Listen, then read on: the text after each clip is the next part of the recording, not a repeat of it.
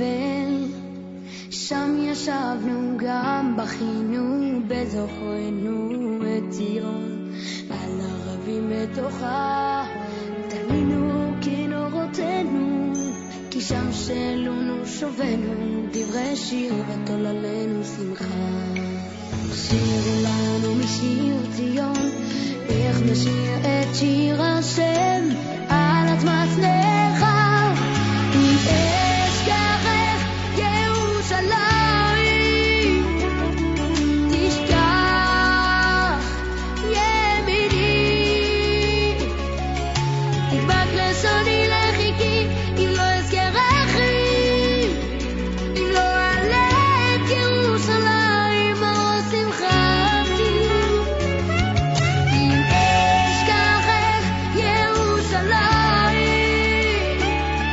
תשכח ימיני.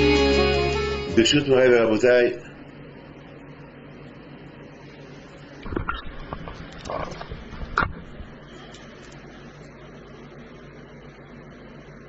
ברשות מוריי ורבותיי, avec la permission de vous tous qui êtes tous suivront en train de m'écouter, tout d'abord je voudrais vous souhaiter une bonne semaine et vous demander que chacun de vous, chacun qui écoute ce cours de Torah, il doit inciter d'autres personnes à écouter ce cours de Torah dans les prochaines semaines à venir, chaque mercredi soir, pour les renforcer dans la Torah, que la Torah peut rentrer même chez eux à la maison, même s'il n'y a pas une bibliothèque. Alors, ce cours de Torah va leur apporter quelque chose. Dans la paracha de Nassau, il y a une mitzvah que la Torah, elle nous donne.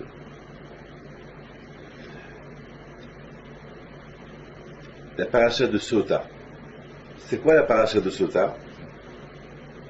Ben, vous allez découvrir quelque chose que vous avez peut-être jamais écouté dans votre vie. La paracha de Sota, c'est un homme, par exemple, qui soupçonne sa femme. La pauvre, sa femme, elle n'a rien fait. Elle n'a jamais trompé, elle aime, mais un jour, il la voit parler avec un ex. Ça arrive. Au cours des fois, ça arrive qu'on a des ex, avec qui on était fiancés une fois, avec qui on parlait, et que plus tard, ça n'a pas marché, et on l'a quitté, voilà. Après, on s'est marié avec un autre. Et voilà, une fois le mari, il rencontre une femme. Il se marie avec elle, et un jour, il voit sa femme, qu'elle parle avec son ex.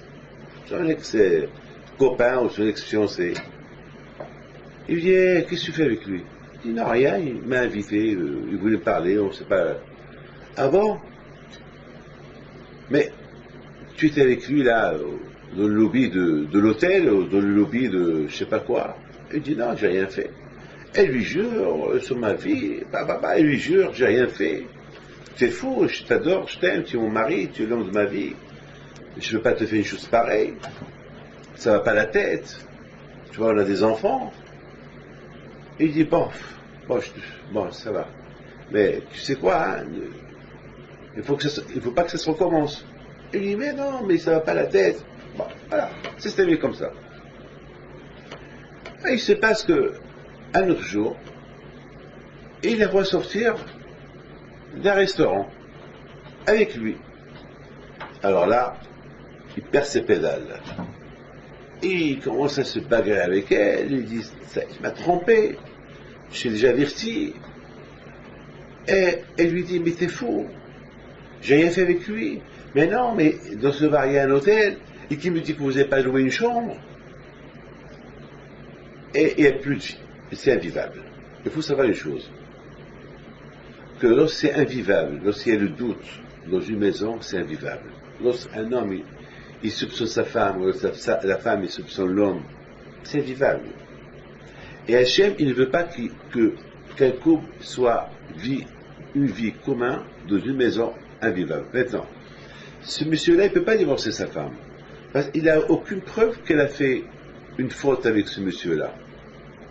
Il n'y a qu'un soupçon, parce qu'elle jure qu'elle n'a rien fait. Et de plus, il n'y a pas de témoin qui en veut faire quelque chose.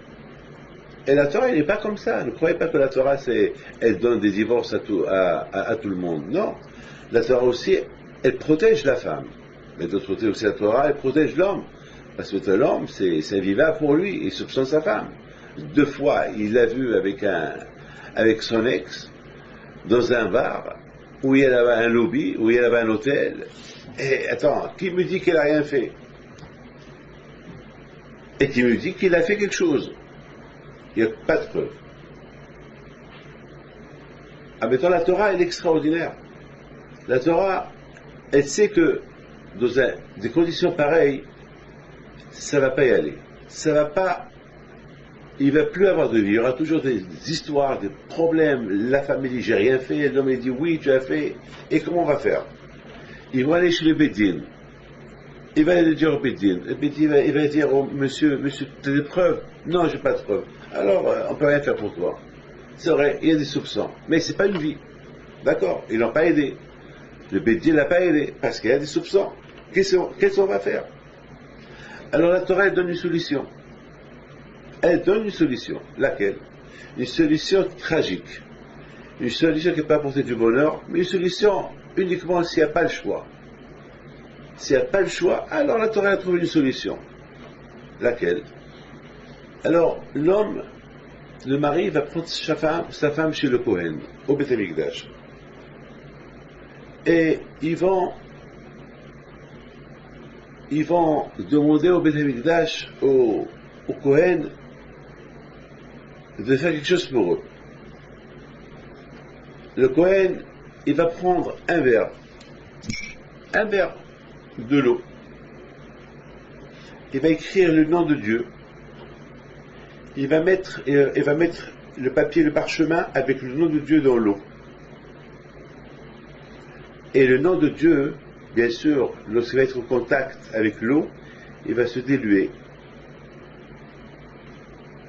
Le Kohen, il prend le parchemin, il le met de côté, il prend le verre d'eau. Il dit à la femme, tu sais que là, il y a le nom de Dieu. Et à cause de toi, on l'a effacé. Alors il a fait jurer. Est-ce que tu as fait quelque chose? Elle jure, j'ai rien fait. Tu sais, si tu vois cette eau, c'est fini pour toi, tu vas mourir. Parce que le nom de Dieu, qui est là, il va rentrer dans ton ventre, et il va te faire ta justice. Si tu as fait quelque chose, va-t'en. Va-t'en. Va-t'en. Il va te donner le guet, et va-t'en. Comme ça, il ne va pas vivre, vous n'allez pas vivre chaque jour, oui, tu m'as trompé, oui, c'est invivable. Lorsque dans une maison, c'est invivable, même Dieu ne peut pas rester dans cette maison. Vous savez très bien que le bon Dieu, il s'associe avec l'homme et la femme dans la maison. Il y a la mezouza à la maison, il y a le nom de Dieu à la maison. Là où vous allez, il y a Dieu avec vous. Ish, Isha, dans le mot Ish, il y a le Yud, et Isha, il y a le He. Et si vous enlevez le Yud et le He de Ish et de Isha, ça forme le nom de Dieu, Yud-Ke. Et ça reste Esh. Isha, Esh chez la femme, Esh chez l'homme, Ish. Yud et le He. Et lorsqu'il y a la paix, il y a le nom de Dieu à la maison. Donc, mais lorsqu'il n'y a pas la paix, le nom de Dieu disparaît du nom de l'homme, et le nom de Dieu disparaît le nom de la femme. Le Yud, il disparaît de chez l'homme, et le He disparaît de chez la femme. Donc il reste le feu, il y a le feu. À la maison, le feu, l'homme qui insulte sa femme, ouais, tu m'as trompé, la femme, elle prend un verre, le balance sur lui, non, je t'ai rien fait, t'es un menteur, t'es un jaloux, et voilà. Et à la fin, ils se disputent, et voilà, après, c'est invivable. Allez, puisque déjà, ils ont fait disparaître le nom de Dieu de la maison, à cause de leur querelle, alors maintenant, Akash dit de toute façon, mon nom. Vous avez, à cause de vos querelles, mon nom, à cause de toi la femme, parce que tu as fait ce que tu as fait, tu as mis des soupçons dans la tête de ton mari, et c'est pour ça qu'il est devenu comme ça. Donc toi aussi tu es fautif, et l'homme aussi il est fautif parce qu'il ne veut pas la croire. Alors qu'est-ce qu'on fait? Il dit, Akash plus ce qu'on fait, puisque mon nom déjà, vous l'avez déjà fait, vous m'avez chassé de la maison, maintenant mon propre nom, il va se venger. Ou il va se venger, ou il va faire où il va porter la paix à la maison. Alors le Kohen, il dit à la femme, il fait honte à la femme. D'après la Torah, il fait honte à la femme. Il enlève sa perruque, ou à l'époque, tout le monde se couvrait la tête. Hein, c'était pas honneur pour une femme que sa tête n'était pas couverte. Il lui enlève le foulard. Et il la traîne. Et tu sais, si tu as trompé ton mari, tout ça pour lui faire peur, pour qu'elle a peur, pour qu'elle avoue. Parce que si elle boit cette eau, elle va mourir. Parce que c'est un eau, on l'appelle mesota. C'est un eau dur. Que si elle le boit, c'est fini pour elle. À la fin, cette femme-là, elle dit non, j'ai rien fait. Si elle admet, alors tant pis pour elle, elle a la vie sauve, elle va divorcer, elle a la vie sauve. Mais si elle dit pas la vérité, elle maintient parce qu'elle est orgueilleuse, elle sait qu'elle va mourir, et elle a l'orgueil dans sa tête, non, je ne veux pas admettre, non, je préfère mourir et je crève et que personne ne sache ce que j'ai fait, que de savoir que j'ai fait, j'ai fauté, qu'est-ce qu'ils vont dire les gens, de toute façon je suis cuite, ça suffit, non. Alors là, elle va prendre sa décision, oui ou non. Ah maintenant, elle va voir. Si elle a fait quelque chose, alors, cette eau-là, elle va être comme une bénédiction. Si elle est grosse, elle va mincir. Si elle est moche, elle va devenir belle. Si elle a des boutons dans le visage, et ces boutons ils vont disparaître. En plus, même si elle est âgée, elle aura un enfant. Même si elle est monopause, elle ne peut plus avoir des enfants, elle aura un enfant. Mais à l'époque, vous allez me dire, alors chaque femme elle va faire ça à son mari pour obtenir toutes ces bénédictions. Non, ça ne marche pas. Parce que Dieu préserve, il ne faut pas tenter le diable. Hein. C'est à l'époque, lorsqu'on avait le Beth Amikdash, vous savez, n'oubliez pas qu'une femme qui a fait ça, c'est tente le diable. Hein. Parce que, et qui me dit que s'il fait ça avec un autre homme, il ne va pas la violer. Il devrait. Alors là, c'est de sa faute. Parce qu'avec ces choses-là, on ne joue pas. Mettons pas uniquement un cas qu'un homme, il voit son ex sortir d'un hôtel avec celui qui a été fiancé une fois, ou avec son ex-mari, alors il a des soupçons. Et il l'a averti en plus. Elle dit, j'ai rien fait, il l'a averti en plus. Bon, là, c'est une exception. Mais faire ça exprès, de faire ça, tiens, pour une femme qui est moche, toutes les femmes qui sont moches, ils vont dire, on va faire ça à notre mari, on va les faire croire qu'on l'a trompé pour qu'on nous donne le mesota, pour qu'on devienne bête, tout ça, c'est pas conseillé. C'est beaucoup de femmes qui ont fait ça et ils se sont fait violer, et qui sait c'est quoi. Non, en général, c'est pas conseillé. Ce nom de Dieu-là, si on le prend, on peut être même tombé malade, c'est vraiment, ça marche uniquement dans des cas exceptionnels, mais c'est pas à notre époque. Je répète, hein, et vous écoutez, pas à notre époque, à l'époque. C'est une histoire qui se passait à l'époque. Alors, si elle est belle, si elle est moche, pardon, elle devient belle si elle n'a rien fait. Si elle n'a pas d'enfant, elle aura des enfants. Mais si jamais elle a fait quelque chose, alors là, ça va être grave pour elle. Cette eau-là, elle va déchirer son ventre, elle va mourir. Parce que vraiment, elle a trompé son mari, elle a fait du mal à son mari, elle a fait du mal au bon Dieu, et c'est grave. C'est grave. Donc, Raboutaï, ça c'est la paracha en résumé, elle s'appelle paracha Sota. Maintenant, la question que je vous pose, on va essayer de comprendre pourquoi cette paracha, elle est écrite dans la paracha Nassau. La paracha des Lévi'im. La paracha, on compte les Lévi'im. La paracha de Bekat Kohanim. Ce paracha exceptionnel où Hachem, il a voulu que le Shevet Lévi, il soit compté. Vous savez que le Shevet Lévi, il était en charge du Beth Amikdash, du tabernacle. Shevet Lévi, avec les Kohanim, ils étaient en charge du tabernacle et de tous les ustensiles qu'il y avait au tabernacle. C'est-à-dire que chaque fois que le tabernacle devait se déplacer dans le désert, c'était les Lévi'im qui s'occupaient du tabernacle. Donc la question se pose, pourquoi cette paracha de Sota, elle est écrite dans cette paracha des Lévi'im? Avec le comptage des familles des Lévi'im. La Torah elle a voulu savoir combien il y avait 4 familles chez les Lévi'im, et chaque famille, combien est représenté, leur nombre, combien est représenté, et chacun est la tâche qu'il devait avoir. Et en plus, cette paracha, elle est écrite dans la paracha de Hanoukat HaMezbeach. Hanoukat HaMezbeach, lorsqu'ils ont inauguré le temple dans le désert, eh bien, ils avaient comment ça s'appelle, ils avaient les chefs de tribu, ils avaient apporté aussi des sacrifices pour inaugurer le temple. Ça veut dire que le temple, c'est quoi? Le temple représente le Beth HaMidrash. Le temple représente sacrifice. Ça veut dire que chaque juif, il doit faire un sacrifice dans sa religion. Donc chaque chef de tribu, il a apporté un sacrifice pour inaugurer le temple. Ça veut dire chaque chef chaque chef de tribu, il a voulu dire à Hachem, moi et mon tribu, on est prêt à se sacrifier pour toi. C'est ça Hanoukat HaMezbeach. On est prêt à se sacrifier pour toi. Donc la paracha de Sota, qu'est-ce qu'elle fait avec les sacrifices des gens qu'ils ont apportés pour inaugurer le temple?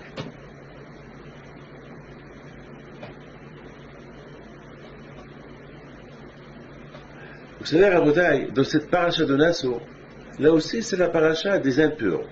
Les impurs qui sont impurs, ils n'ont pas le droit de rester à côté du Beth HaMikdash. Donc c'est une paracha qui parle de beaucoup de choses. Alors moi, ce que je veux savoir, qu'est-ce qu'elle fait la paracha de Sota parmi tous ces gens-là? Parmi Bekat Kohanim, parmi les Kohanim qui font la bracha au peuple juif, et parmi le comptage des Lévi'im, et parmi les impurs qui doivent quitter le camping il ne faut pas qu'ils restent à côté du tabernacle. Tout ça, qu'est-ce qu'ils font? Et cette paracha, c'est aussi la paracha de l'inauguration du Mishkan, que les chefs de tribu ont apporté un sacrifice. Qu'est-ce qu'ils font tout ça ici? On comprend, eux tous, on sait qu'est-ce qu'ils font ici, mais la paracha de Sota, qu'est-ce qu'elle fait là? Vous savez, Rabotai, la paracha précédente, paracha Bamidbar, là-bas, c'était la paracha du comptage de tout le peuple juif. Tout le peuple juif a été compté. Mais le Shevet Lévi n'a pas été compté avec eux. Le Shevet Lévi a été compté tout seul. Donc on voit ici, la paracha de Bamidbar, elle parle du comptage de chaque tribu, combien ils étaient. La paracha de Nassau, elle parle de tous les éléments que je vous ai dit tout à l'heure. Et avec tous ces éléments, avec tous ces sujets, il y a la paracha de Sota. La paracha de Sota, cette femme qu'elle est soupçonnée par son mari. Qu'est-ce qu'elle fait cette paracha ici? On aurait pu la faire ailleurs. Vous savez, Rabotai, ce que j'ai pensé que Am Israël, le peuple juif, il doit être un peuple saint. C'est pas facile d'être saint, hein? C'est pas facile de respecter la Torah. C'est pas facile de respecter la religion aussi. C'est très dur. Le Satan est très très fort. Le Satan, il est très très fort. Il est fort. Vous savez que le Satan, il est là pour nous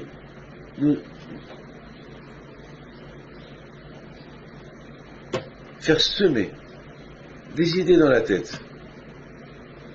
Vous croyez que moi j'ai pas de ça? Aïe aïe aïe, ce que je souffre. Ce matin, je me suis levé ce matin à 6h30. Mais j'ai dormi à 3h30. Et c'était dur pour moi de me lever à 6h30 pour aller étudier. C'était dur. Très dur. Et surtout la veille, j'avais mal dormi. Donc, 2-3 jours que j'ai pas dormi. Mais c'était dur. Mais le Satan, il me dit, David, mais tu dors. Tu peux pas te lever, tu te crevais. Il faut que tu dors. Et c'était dur, hein. Mais je me suis levé. J'ai sauté du lit. Pourquoi? Parce que il fallait que je me lève. Parce que j'avais dit, si je dors, je vais perdre ma journée. Non, il faut que je commence ma journée en beauté, en étudiant la Torah. il faut que je me lève. Et c'est ce que j'ai fait. Et grâce à Dieu, je suis content maintenant. Ce cours de Torah, il est à la mémoire de M. Nidjar, alav shalom, qui est mort dans l'accident d'avion dans Air France, en venant de Rio de Janeiro, du Brésil. Vous savez que le pauvre, ce monsieur-là, elle m'a dit, sa sœur, elle m'a appelé sa sœur, elle m'a dit que sa femme, elle est un peu, elle se culpabilise de la mort de son mari. Je lui dis pourquoi? Elle me dit parce que ce mari, lorsqu'il était à Rio, c'était question qu'il avait terminé son travail, il voulait retourner vendredi soir. Elle lui dit, mais non, tu peux pas, c'est Shabbat. Il lui dit, alors je vais retourner dimanche soir, samedi soir, pardon. Il lui dit, mais le temps que tu quittes l'aéroport et que tu arrives le temps que tu quittes l'hôtel et que tu arrives à l'aéroport, c'est encore Shabbat, c'est juste. Alors, il lui dit, c'est pas grave, tu peux venir dimanche soir. Et le malheureux, il écoute sa femme. Il prend l'avion dimanche soir, et voilà ce qui est arrivé. L'avion est tombé, il y a eu 228 morts, et lui parmi eux. Alors que s'il aurait pris l'avion vendredi soir, ou samedi soir, il serait vivant. Il aurait fait la bar mitzvah de son fils. Alors quelque part, il doit se dire, d'abord, est-ce que culpabilise, c'est de sa faute. Alors, j'ai dit à la femme avec qui j'ai parlé, non, justement, il ne faut pas qu'elle tombe dans ce piège-là. La mort, c'est avec une siba. Une siba, ça veut dire la mort. La façon que la personne va mourir, c'est avec une siba, c'est avec une excuse. Parce qu'un shilton binamavet. Lorsque la mort, elle arrive. Quelqu'un qui doit mourir dimanche soir, eh ben, c'est pas vendredi soir qu'il va mourir. Ou c'est pas samedi soir qu'il va mourir. Il va mourir dimanche soir. Donc, c'était une xéra du ciel.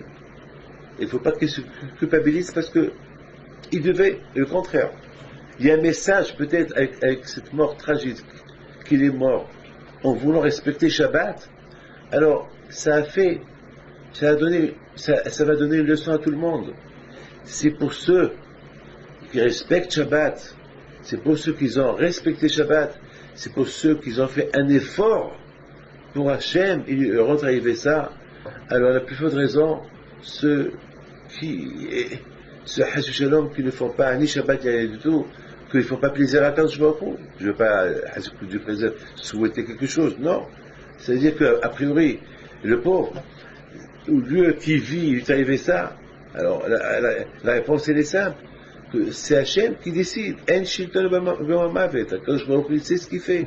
Le contraire, c'est un message à tout le monde que peut-être il est mort pour Shabbat, à cause de Shabbat, pour que tout le monde sache un message pour tout le monde, qu'il ne faut pas se poser cette question. Il aurait pu vivre il aurait profané Shabbat. Justement, le Satan, il veut nous donner des mauvaises idées. Le Satan, il est très fort. Le Satan, justement, il veut nous donner l'idée de notre tête, de nous dire, hé, tu vois, en voulant respecter Shabbat, il est mort. Mais c'est pas vrai. Pourquoi Hachem? Mais Akash Baruch Hu, il donne une récompense. Aujourd'hui, je suis sûr que ce monsieur Nidjar, il est devant Akadosh Baruch Hu. Il a peut-être la meilleure place dans le ciel. La place que personne n'a. Pourquoi? Parce que lorsqu'il est arrivé là-haut, en même seconde que l'avion a explosé, il est arrivé là-haut, sa neshama, les malachim, ils ont pris sa neshama tout de suite devant Akadosh Baruch Hu. Et Akadosh Baruch Hu, il dit, qu'est-ce qui se passe? Eh bien, celui-là, il est mort pour ton nom. Oui, comment? Eh bien, il est mort en respectant Shabbat. Il aurait pu rester vivant s'il aurait pris l'avion vendredi soir ou samedi soir. Et Akadosh Baruch Hu, il va dire, mon fils, ta place, elle est à côté de moi. Ashrecha Rabbi Akiva, shitfas ta'at divrei Torah. De même, on a dit cela sur Rabbi Akiva. Une fois, Rabbi Akiva, il était en train lorsque les Romains, ils ont dit, celui qui étudie la Torah, il est condamné à mort. Eh bien, Rabbi Akiva, il a réuni des gens, et leur a enseigné la Torah. Il est parti, il s'appelle Papous, il est parti chez les Romains, il a dénoncé Rabbi Akiva. Il a dit aux Romains, Rabbi Akiva, il enseigne la Torah aux Juifs. Les Romains, ils ont arrêté Rabbi Akiva, et ils l'ont condamné à mort. Et le jour de son condamnation, Pappus Ben Yehuda aussi il a été arrêté pour une faute qu'il a fait. Parce que les Romains, ils n'aimaient pas les Juifs. Même ceux qui ont dénoncé les Juifs, à la fin, ils les ont tués. Et ils ont arrêté Pappus Ben Yehuda. Et les deux, ils étaient en route pour être tués par les Romains. Et Rabbi Akiva, il regarde Pappus Ben Yehuda. Et Pappus Ben Yehuda, il le regarde. Et Rabbi Akiva lui dit, toi aussi tu vas mourir? Il dit, oui, moi je vais mourir. Alors tu m'as dénoncé, au lieu que les Romains te donnent une médaille, ils vont te tuer, hein? Il dit, Rabbi Akiva, Shrecha, quelle heure, quelle joie, quelle chance tu as, Rabbi Akiva, que toi maintenant tu as été arrêté pour la Torah, et tu as placé à Gan Eden. Moi on m'a arrêté pour des bêtises, et où va être ma place? Alors Rabbi Akiva dit, fais teshuva, fais pénitence. Quand je me repose, il accepte la teshuva. Il accepte la teshuva de tout le monde. Fais pénitence si tu auras un pas comme moi. N'aie pas peur. Ce monsieur-là, Nidjar, je dirais pour lui, comme j'ai dit sur Rabbi Akiva, Asherecha, monsieur Nidjar, que tu es mort uniquement en voulant respecter Shabbat. Et ta place, elle est grandiose devant, avec Akadosh Baruch Hu. Et que Dieu fasse qu'on trouve ton corps, Keneratson. D'ailleurs, depuis vendredi dernier, je faisais que prier pour qu'on trouve. Lorsqu'elle m'a appelé sa sœur, j'étais au Maroc, et ils n'avaient pas retrouvé les débris de l'avion. Je dis, je suis au Maroc, je vais aller pèleriner mon grand-père, et je prie par son mérite qu'on trouve ces débris de l'avion encore aujourd'hui. Et grâce à Dieu, on m'a annoncé le Shabbat qu'ils ont trouvé ils ont commencé à trouver l'avion le Shabbat. Bon, votre Hachem, peut-être c'est à cause de la prière de tout le monde, pareil que la mienne. Alors maintenant, il faut qu'on trouve les corps de tous ceux qui étaient là-bas, si Dieu veut. Juifs et pas juifs, que tous les corps soient. Enfin, c'est important pour leur famille de trouver les corps que ce soit arabes ou catholiques ou musulmans ou n'importe quelle religion. C'est des êtres humains et que Dieu fasse qu'on trouve les corps de tout le monde. Enfin, c'est très important pour chaque famille au moins. Au départ, on veut trouver les corps vivants, mais lorsqu'on sait que les saïs sont morts, donc au moins maintenant on veut trouver les corps morts, mais moins que les corps. Donc Rabotai, le Tzara est très fort. Le Tzara est très très fort, il vient d'une manière chez l'homme pour lui inculquer des idées. Il faut savoir une chose, que dans sa Torah, elle compte les Juifs. Et Hachem, il a besoin qu'on compte les Juifs. Mais Hachem, il connaît le comptage des Juifs. S'il veut savoir combien il y a, il peut savoir en une seconde. Il regarde, il sait. Il n'a pas besoin qu'on les compte.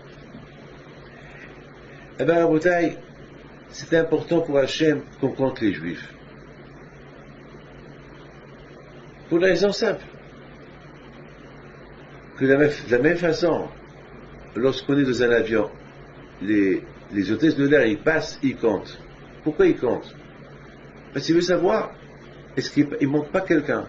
Il veut savoir, est-ce qu'il n'y a pas un qui est en plus? Celui qui est en plus peut être un terroriste. Et s'il y a un en moins, il y a un problème. Pourquoi il n'est pas là? Parce que pour l'avion, c'est important que le comptage soit bon. Ben, si le compte n'est pas bon, ils vont rencontrer. Et après, l'avion ne va pas décoller jusqu'à qu'ils savent pourquoi le monsieur n'est pas là. Compter, c'est important, parce que pour l'avion, pour la sécurité de l'avion, le comptage, il est important.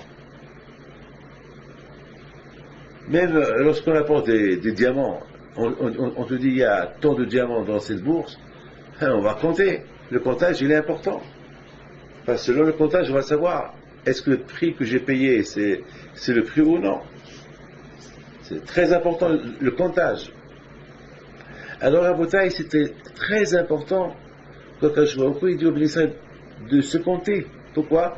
Le fait qu'ils vont se compter, ils vont savoir que c'est très important le comptage dans la mission. Il faut que le comptage soit parfait. Il faut qu'il ne manque personne.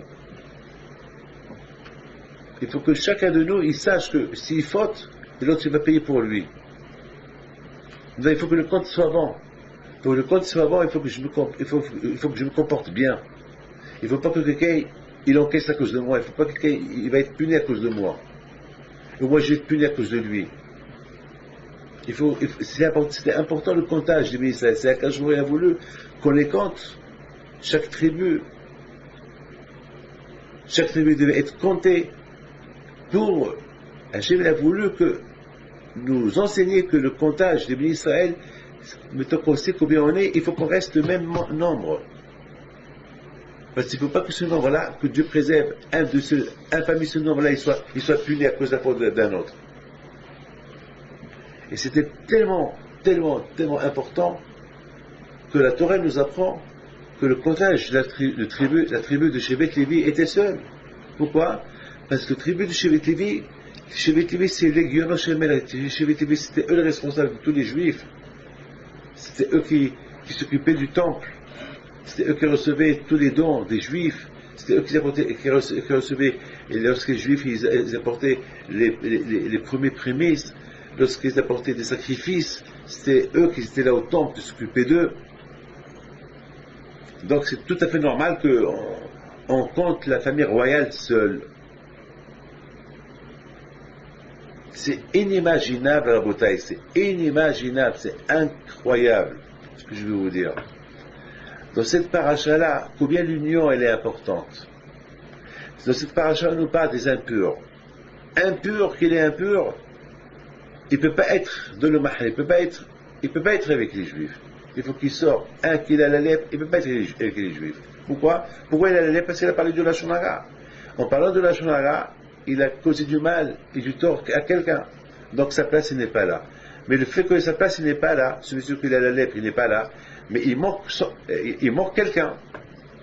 Il manque quelqu'un, il manque, comme par exemple dans la paracha la fin de la paracha de Be'alotra, lorsque Myriam, elle a parlé de la médisance sur son frère Moshe, elle est devenue lépreuse.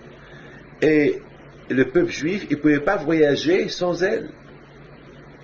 Donc le peuple juif, ils devaient voyager, et ils sont restés sur place 7 jours. 7 jours ils sont restés jusqu'à ce qu'elle est devenue pure. C'est-à-dire que le compte n'était pas bon. Il manquait Myriam dans le compte. Ça veut dire, la Torah veut nous apprendre, maintenant que les Juifs ils sont comptés, il faut que ce nombre de Juifs, il faut qu'il reste toujours le même nombre. Alors si quelqu'un fait du mal à quelqu'un, il met les autres en danger. Alors, donc le compte il n'est pas bon. Lorsque les gens ils sont impurs, le compte il n'est pas bon parce que le fait qu'ils sont impurs, il faut qu'ils quittent le Mahané, il faut qu'ils quittent l'endroit où il y a le camping juif, où il y a le tabernacle. Donc le compte il n'est pas bon. Donc comme ça les gens ils vont faire attention, ne pas la médisance, ils vont faire attention de ne pas être impurs. Donc à Boutin, on voit que dans cette paracha, aussi par exemple, lorsqu'on nous parle par exemple des sacrifices qu'ils ont fait, les Nissim, les princes d'Israël, ils ont fait les sacrifices. C'était super, ces sacrifices super. Ces sacrifices qu'ils ont fait, ils représentent quoi?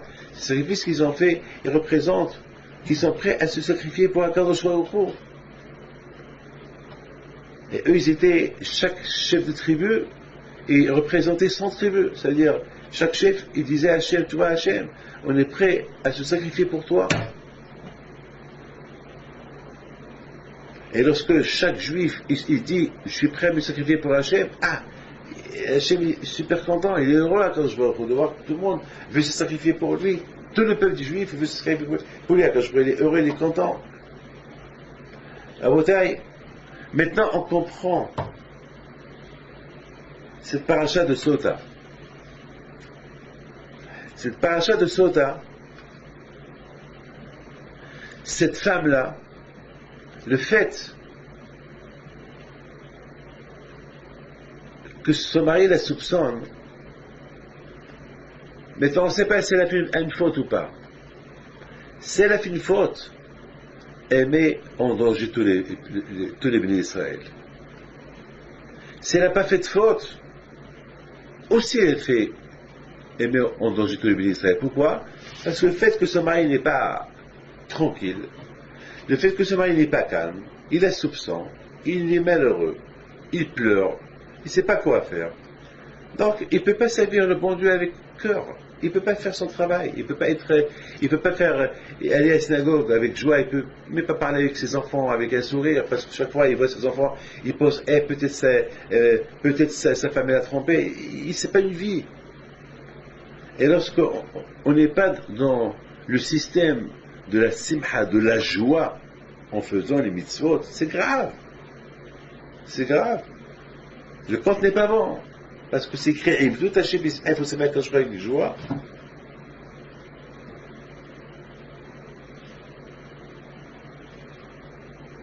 Cette femme-là, qu'elle a trompé son mari, qu'on ne sait pas si elle a trompé ou elle n'a pas trompé,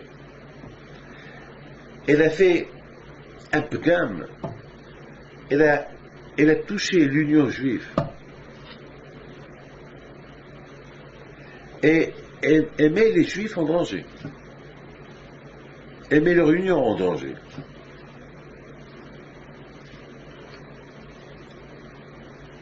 Vous savez que Akadosh Baruch Hu, il a donné le divorce. C'est pas le fait que la femme trompe son mari.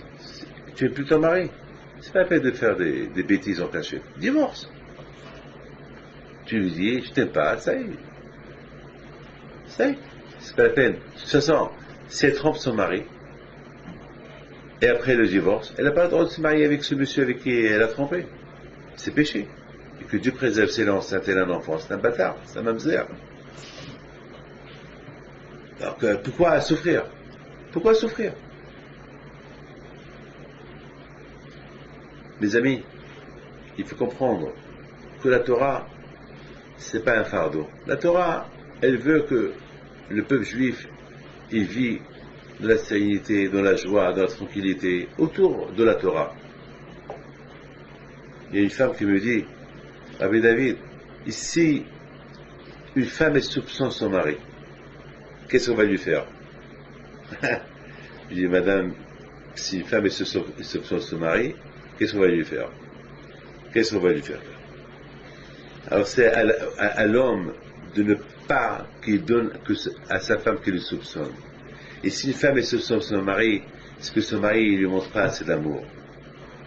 Parce que si le mari il est gentil avec sa femme, il lui apporte des cadeaux et vraiment il lui montre qu'il l'aime,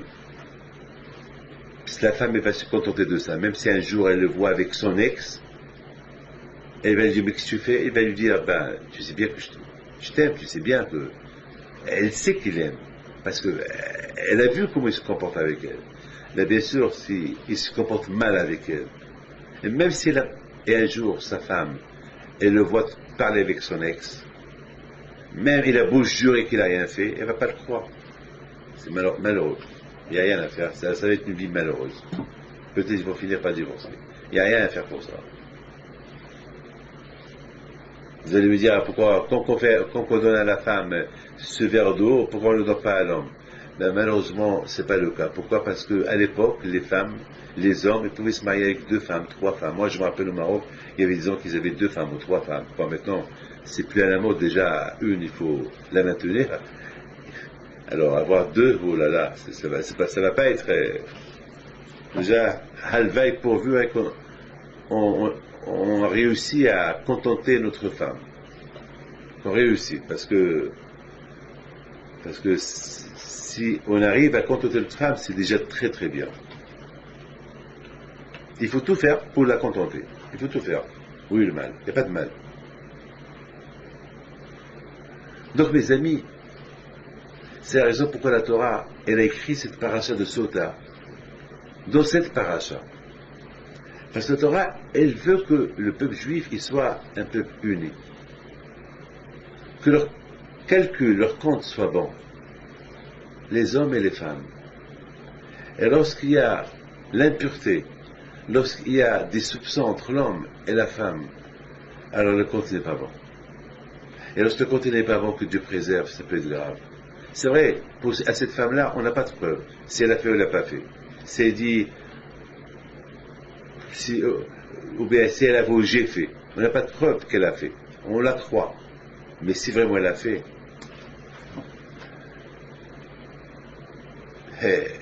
ça apporte la sécheresse, ça apporte du mal, Ça pense. Beaucoup de la Gemara dit que la plupart des punitions, ils arrivent dans le monde à cause d'adultère, à cause la pudeur, lorsqu'on ne respecte pas la tsniaout, la pudeur. Malheureusement, il faut faire attention, surtout maintenant c'est l'été. Et en été, les femmes, ils s'habillent un peu très légères et il faut faire attention. Enfin, je m'excuse, hein, je suis pas là pour vous obliger à faire à vous faire changer vos vêtements, non. Il faut faire attention. La façon comment on rentre dans la voiture, comment on s'assoit, que ce soit pas trop court, pour ne pas passer on est faible, hein. On est faible. Ne croyez pas qu'on est des super tzadikim, on est faible. Malheureusement, vous savez que hier, le Figaro de vendredi, j'ai lu là-bas que l'État, il est préoccupé avec ce qui se passe chez les jeunes. La plupart beaucoup des jeunes filles sont violées. Je l'ai lu dans le Figaro de vendredi, achetez-le, vous allez voir. L'État, il est préoccupé. Et maintenant, l'État, c'est écrit dans le journal que l'État, maintenant, il va mettre toutes ses forces pour essayer d'arrêter ce qui se passe maintenant avec les délinquants. Beaucoup de filles sont violées. Beaucoup. Cette année, c'était le sommet. Pourquoi ils sont violés, ces jeunes filles? Eh bien, c'est à cause de ce qui se passe aujourd'hui. Aujourd'hui, avec Facebook, chacun il raconte sa vie dans ce journal-là. Alors, les gens, ils voient sa photo, ils connaissent ses coordonnées, ils donnent un rendez-vous, et malheureusement, ça peut finir par un viol. Aujourd'hui, c'est à l'âge de 15 ans, jusqu'à les filles de 13 ans, ils sont violées. Je l'ai vu dans le journal, je ne suis pas en train de vous mentir. Des filles de 13 ans, 14 ans, 15 ans.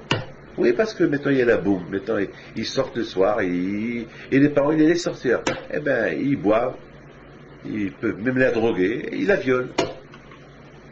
Des filles violées. Moi, je l'ai vu une fille de 14 ans enceinte. Elle était violée dans une soirée. Une soirée des jeunes, ils étaient tous des garçons de 14 ans, 15 ans. Et un garçon, il l'a violée. Je ne sais pas, elle a violé, elle était vierge, elle a violé, elle était tombée enceinte. C'est des choses qui arrivent malheureusement. J'ai lu ça avant-hier, j'étais bête. Je dis voilà, heureusement que nous on dit à nos enfants, faites attention, ne sortez pas, on les empêche de sortir le soir. Pourquoi? C'est jusqu'à qu'ils se marient. Ou bien, faites attention avec qui fréquente, où ils vont. Il ne faut pas abandonner vos enfants. Pourquoi après ils vont être violés, que Dieu préserve pour aller poser plainte à la police. Il faut faire attention. Il faut faire attention, quelle soirée ils vont, où ils vont. C'est ça le rôle des parents. Vous voyez, remontez cette paracha de Nassau, elle inclut tout le comptage, que le comptage du peuple juif, il doit être un compte parfait.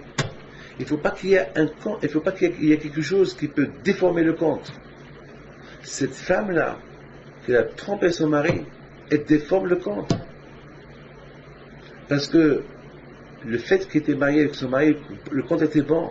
Mais tant qu'elle a trompé, le compte n'est pas bon. Et ces deux parachutes de Bamidbar et Nassau, c'est des parachutes que le compte des Bnei Israël, des Lévites, doit être bon, doit être parfait. Le compte des Bnei Israël doit être parfait. On doit maintenir le compte qui soit bon, parce que des informations dans le compte, ça peut mettre le peuple juif en danger.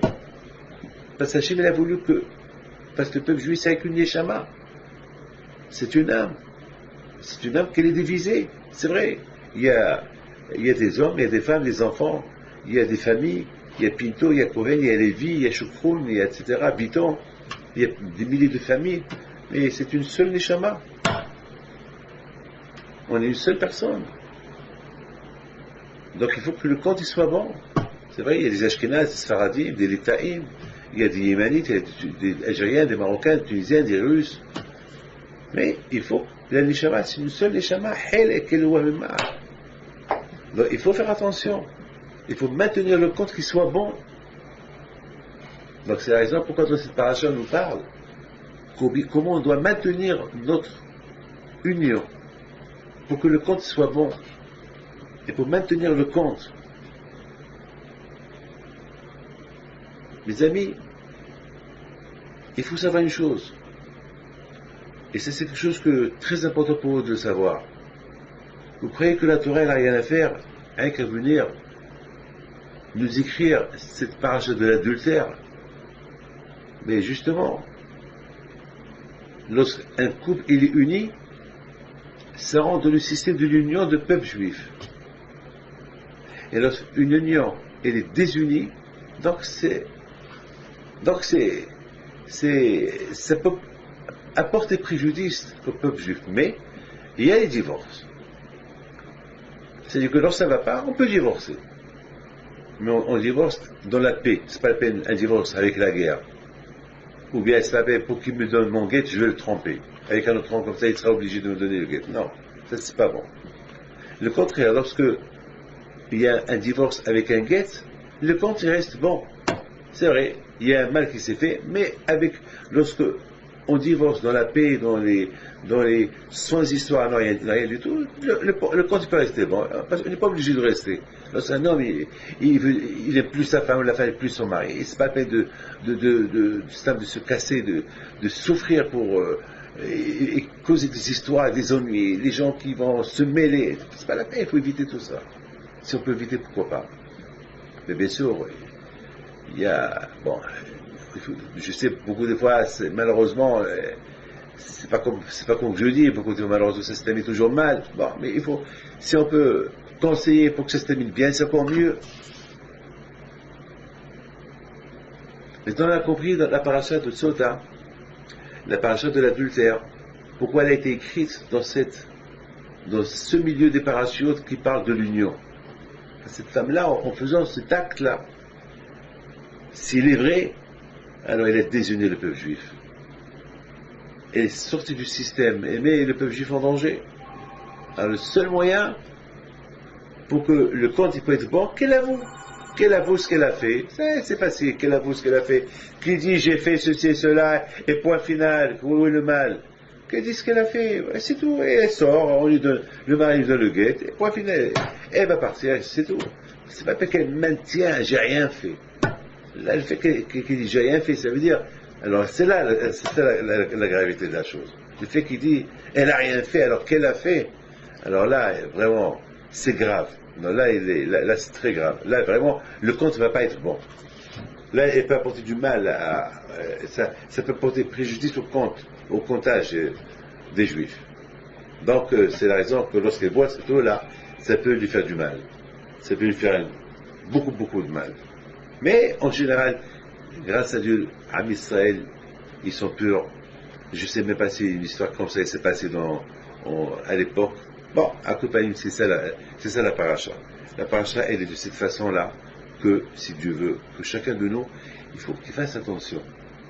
Il faut que, surtout les femmes, les hommes, il faut attention, c'est pas la peine de ne pas créer des soupçons entre familles.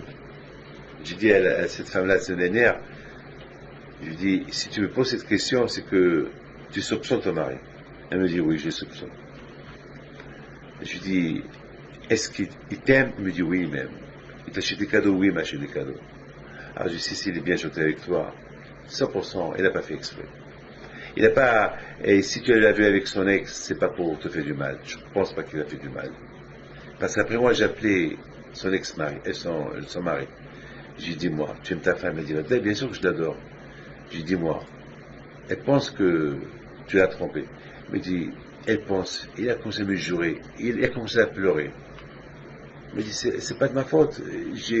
Elle m'a appelé, c'était là-bas dans un lobby au restaurant, je lui ai parlé, et en plus, j'ai des enfants avec elle. Et je peux pas. Bon, ça va. Je l'ai cru. Et je sais qu'elle a rien fait. Parce que vraiment, il aime sa femme. C'est que la femme, le mari, il ne faut pas qu'il crée dans son foyer qu'il n'aime pas sa femme. Ou bien qu'il ne fait pas honneur à sa femme, qu'il n'est pas gentil avec sa femme. Pourquoi? Parce que Dieu préserve. Et chaque petite chose qui va se passer, il va être soupçonné. Il faut qu'il y ait du shalom. Et la femme aussi de son côté, qui fait attention à elle aussi. Pour qu'on n'aille pas beaucoup de fois, la femme ne fait pas des choses exprès, elle le fait involontairement, mais il faut faire attention. Voilà mes enfants, je vous bénis à vous tous, quoi que je vous recours. il vous donne bracha v'atzlaha, la santé, la joie, la prospérité, si Dieu veut, et que l'âme de tous ces gens qui sont morts dans cet accident d'avion d'Air France, que leur âme soit à Eden Keneratson, et que Akadosh Baruch Hu nous apporte Mashiach Tzidkenu, si Dieu veut.